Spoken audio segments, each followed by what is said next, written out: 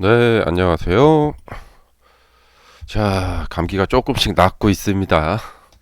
자, 여러분들 해피 크리스마스 되시기 바라고요.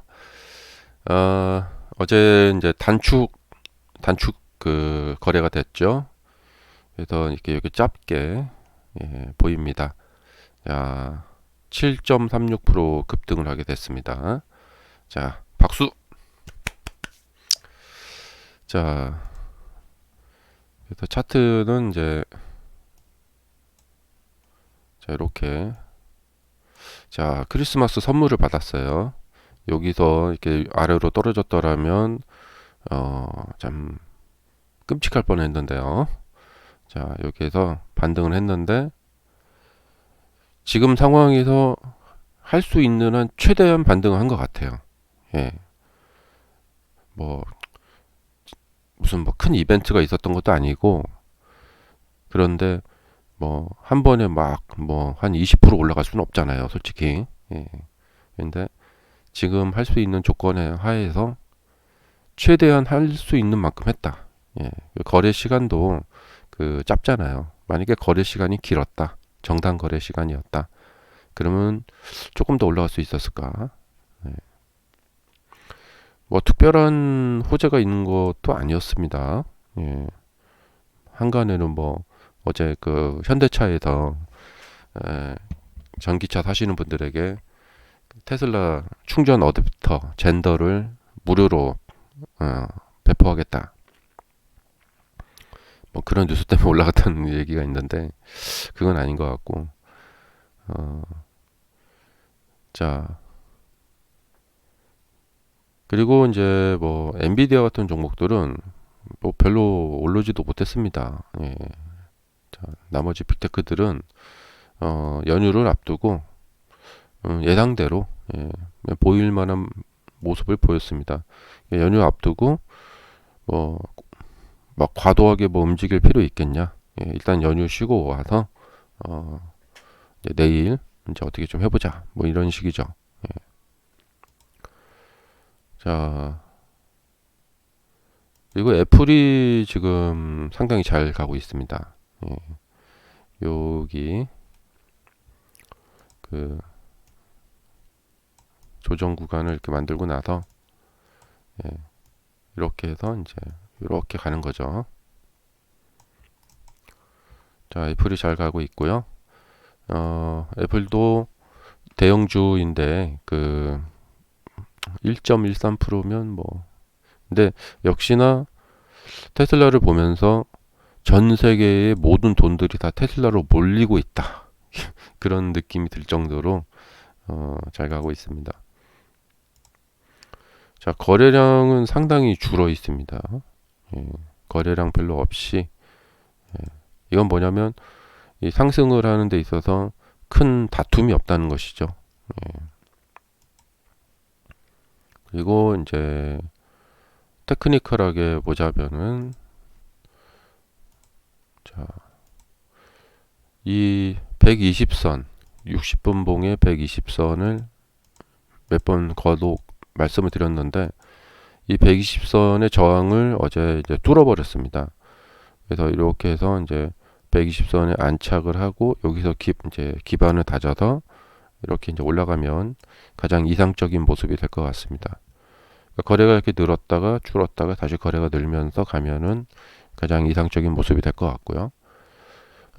이제 하루 쉬고 어, 오늘 수요일 쉬고 이제 목요일장에서 이 신고가를 이제 돌파를 하게 되면은 그때는 다시 거래가 좀 조금 늘어주면서 이제 이렇게 상승을 하면서 가주면은 가장 그 이상적인 모습이 될 것 같습니다. 그리고 이제 조정을 통해서 정리가 좀 됐고 에너지를 모았기 때문에 또 다시 이 에너지 모은 힘으로 또 가려면 갈 수가 있겠다 생각이 됩니다. 이건 뭐냐면 상승 추세 중에 보면은 이익 실현 물량들이 이렇게 나옵니다. 예. 그 이익 실현 물량을 소화를 한다.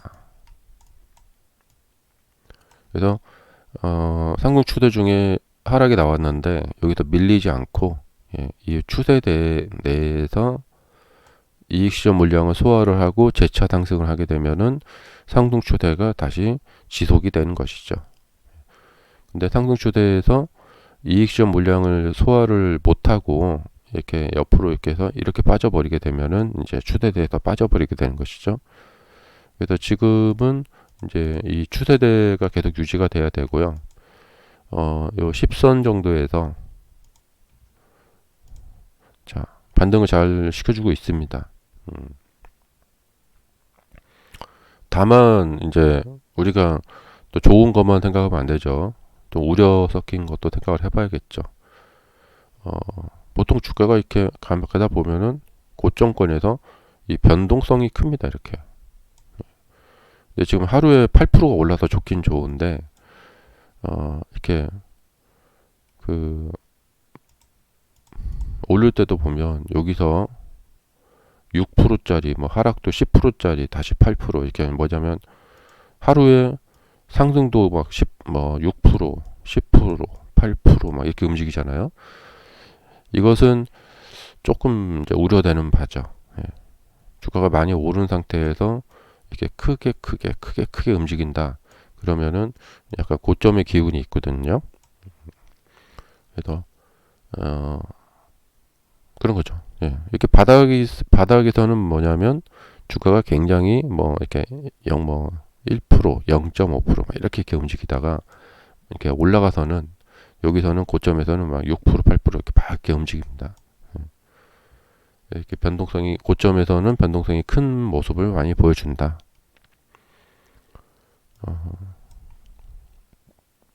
그래도 그런 것이 좀 이제 우려된다 이런 것이죠. 그래서 이렇게 여기서 이제 매수하시는 분들도 계실 건데 이럴 때 이제 매매를 할 때 그 해칭을 걸어줍니다. 예, 왜냐하면 이제 많이 올라온 상태이기 때문에 잘못하면 여기가 고점에 물릴 수가 있기 때문에 이거에 이제 반대로 움직여 하는 것들에 대해서 같이 매수를 해주면서 좀 어느 정도 해칭을 걸어줍니다. 예. 그러니까 잘못하면 지금 최고점을 잡을 수도 있잖아요.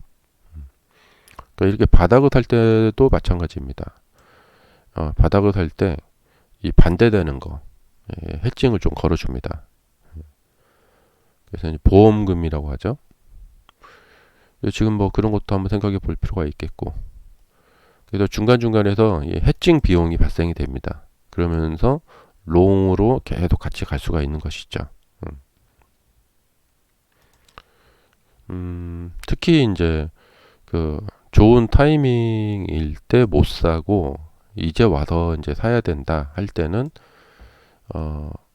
그 해칭을 걸어주는 거죠. 그렇게 해서 이제 만약에 사태에 대비해서 이제 그래도 마지막으로 이제 좀 살아남을 수 있게.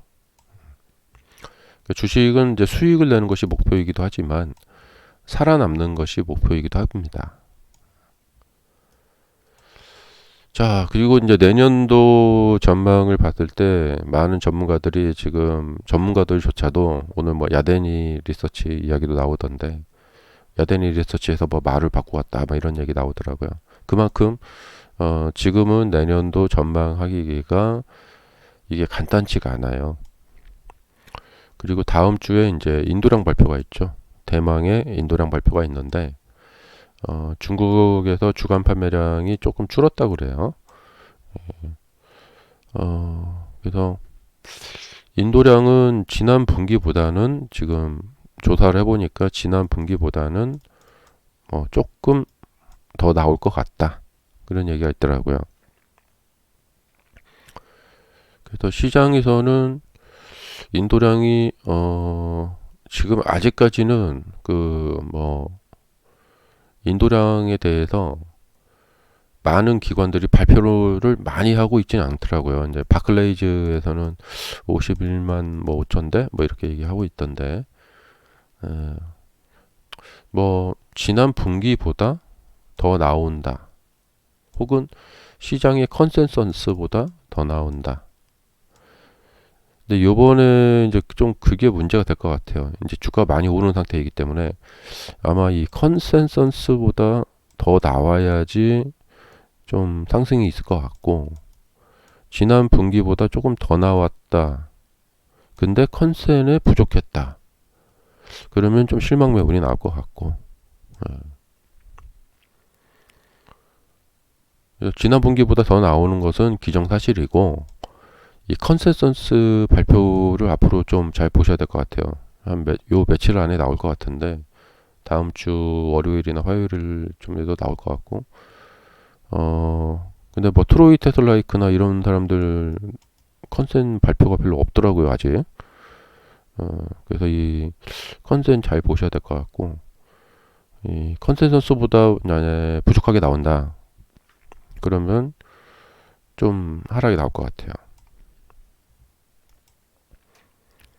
그 다음에 이제 내년도를 봤을 때, 그러니까 과거를 되짚어 보면은, 여기거든요. 예. 자, 주가가 막 이제 기록적인 상승을 보였어요. 이때. 제가 2020년에 연말에 방송을 하면서 내년에 훨씬 더 잘 갈 거예요. 우리가 아마 나스닥을 보면서 놀라운 상승을 보게 될 겁니다. 라고 방송을 했던 기억이 납니다. 돈은 많이 풀려 있고, 금리는 올릴 생각이 없고, 그렇기 때문에 그 엄청난 돈이 풀린 걸로 인해서 이 정도 상승으로 끝나지 않는다. 더 간다. 그런 예상을 했던 거거든요. 그리고 21년도에는 내년에는 이제 금리 인상이 있다. 그러니까 조정이 있을 거다. 자, 여기서는 이제 뭐 금리 다 올렸다. 더 올릴 금리가 없다. 예. 그러니까 이렇게 반등은 할지는 모르겠는데 적어도 여기가 바닥이다. 그래도 뭐 이렇게 조정이 좀 길어지더라도 더 여기서 추가로 이렇게 내려가지는 않는다.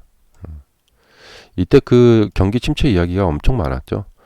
22년도에 이제 금리를 올려서 그 영향으로 23년에 결국에 경기가 망가질 거다. 경제가 망가질 거다. 뭐 대공황이 일어날 거다. 뭐 이런 얘기가 많았죠. 그런데 역시 미국은 강했다. 금리를 올려도 미국은 일단 부동산이 고정금리로 묶여 있기 때문에 사람들에게 이 어떤 경제적인 여파가 크지 않았다. 이런 것이죠. 그리고 이제 23년에 들어서 희망찬 24년 금리 인하의 해가 될 거다. 근데 생각보다 좀 늦어졌죠. 뭐 5월이냐 뭐 7월이냐. 근데 한 사람들 예상보다 한 4개월, 5개월 정도 늦어진 것 같아요. 그러나 그것이 미리 선반영되면서 금리 인하의 해다. 그래서 선반영되면서 쭉 갔고 또 기업들의 실적도 좋았어요. 특히 AI 혁명이 일어났죠. 24년은 AI 혁명이 일어난 해죠. 그러면은 25년은 어떻게 될까? 우선 트럼프 대통령이 취임을 하는 벌써부터 막 이 공격적인 발언을 많이 하고 있죠. 엄연히 파나마는 다른 나라인데 파나마한테 오나 내놔라 뭐 이런 얘기까지도 하고 있고, 만약에 일본이 우리한테 독도 내놔라 이러면 바로 전쟁 모드 들어가는 거나 마찬가지죠. 만약에 일본이 제주도를 옛날에 자기네 거였는데 제주도 내놔라 이러면 바로 그냥 전쟁 모드죠. 근데 미국이 워낙에 세기 때문에 트럼프는 계속해서 이런 파격적인 발언들을 계속 이어나가면서 어떤 긴장 모드를 조성을 할 것 같습니다. 근데 당선되고 나서 이제 바로 이제 첫 달, 이 1월 달, 다음 달이죠. 이 취임하고 나서 이 다음 달에 21일인가 취임식이 있는데 그때부터 막 이제 뭐 아마 이민자 뭐 추방 무슨 그런 법안 정책 그런 거에 막 서명을 하고 막 그렇게 시작을 할 것 같은데, 여튼 파격적인 행보를 보일 것 같다. 트럼프 1기 때보다도 이 트럼프 2기 때는 훨씬 더 파격적인 행보를 보일 것 같다 생각이 듭니다. 1기 때는 그나마 이 보좌진들, 네오콘이라고 하죠. 이 네오콘 쪽에 이 사람들이 많이 들어와서 트럼프를 좀 좌지우지한 면이 있었는데, 지금은 트럼프가 이제 그냥 자기한테 충성하는 사람들 위주로만 쫙 깔아놓고 그냥 이제 내 마음대로 내 생각대로 밀고 나가버리겠다. 예. 1기 때 이 보좌진들한테 휘둘려 갖고 좀 후회되는 점이 많이 있다. 이런 것 같아요. 25년도에는 이제 트럼프가 이제 어떻게 하느냐에 따라서, 트럼프가 아마 파월 의장한테 윽박 지르면서 막 이렇게 아마 금리 내려라 이렇게 막 이렇게 그런 어떤 그 갈등의 모습도 연출할 수도 있을 것 같아요. 자꾸 파월이랑 잘라버리겠다 막 그럴 수도 있고. 지금 국회에서 부채 한도 증가가 막혀버렸죠. 부채 한도 증가 법안이 빠진 채로 예산이 통과가 돼 버려서 아마 다른 방법도 찾겠죠. 그래서 파월 의장한테 금리 내려라 막 이렇게 그럴 수 있고. 자, 근데 내년에는 뭐냐면 금리 인하에, 이게 요때 23년 요때하고 반대입니다. 이제 금리 인하에 리미트가 나타나는 해입니다. 더 이상의 금리 인하가 없다. 지금 점도표 보고 뭐 이렇게 하면은 내년도에 그냥 연말까지 4% 고금리 유지입니다. 고금리 유지.